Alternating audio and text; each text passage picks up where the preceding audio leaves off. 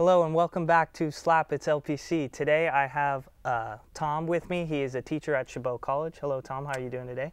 Hey Matt, I'm doing all right. Okay, today we're going to be talking about how Tom got into the video teaching industry and what he has learned over the last couple of years.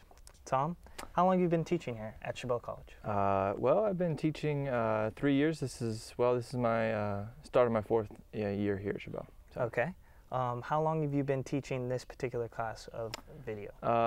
Well, I taught for 2 semesters over at CSM before here, so this will be my 5th year teaching this particular subject. Yeah. And did you go to school for this particular? I did.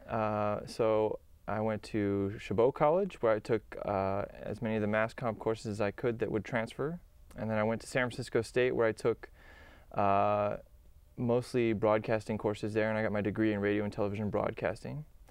And then to be a teacher at the community college level, you need a master's degree. So after San Francisco State, I went to Cal State University East Bay, formerly Cal State Hayward. At least it was when I started, then they changed the name in the middle.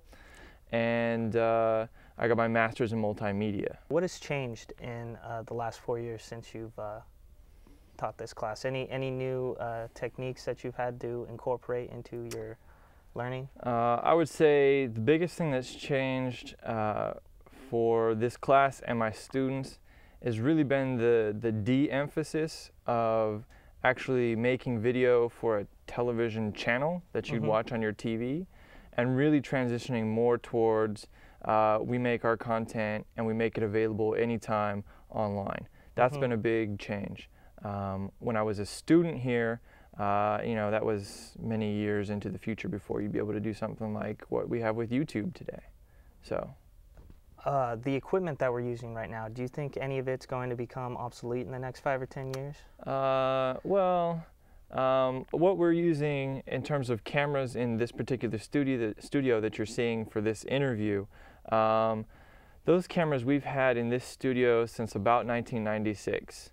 So they're doing just fine, and actually for what we do online and for the type of productions we do as students and as a class, they fulfill our needs. We have upgraded a lot of equipment in the studio.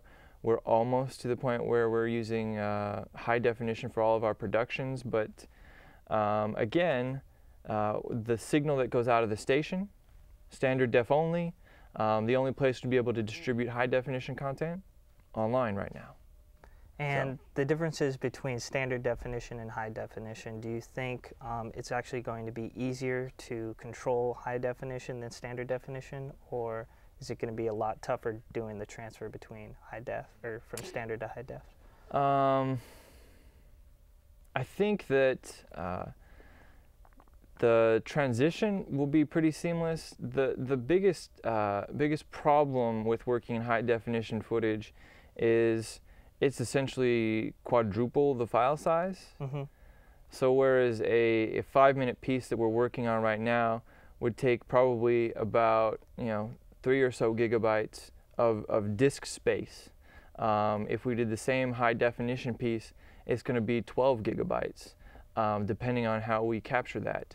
So I think again, for what we do as a station and what the students produce, I don't think it's necessary to put the extra burden of providing larger and larger storage volumes for the sake of capturing high definition footage. Okay. And for the editing process of the video, we're currently using Final Cut Pro.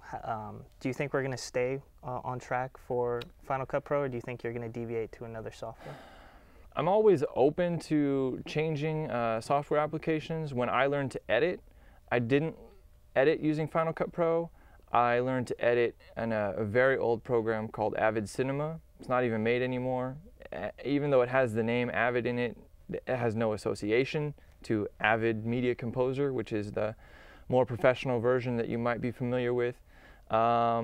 In some circles, Adobe Premiere has really caught favor over Final Cut because it's been updated a lot more recently. Many professionals are sort of nervous in terms of what's going on with Final Cut Pro, with Apple's focus on things like iPads, iPhones, iPod Touches, and not so much the Pro application. So I'm still content with Final Cut Pro. They keep updating it, and it's serving my needs and the needs of my students. When and if it doesn't continue to meet those, then I'll consider switching. Okay, Tom, well, I'd like to thank you for joining us here today. Tune in next week when we'll have more information on this subject of radio and television. For Tom, I'm Matt. Thank you for watching.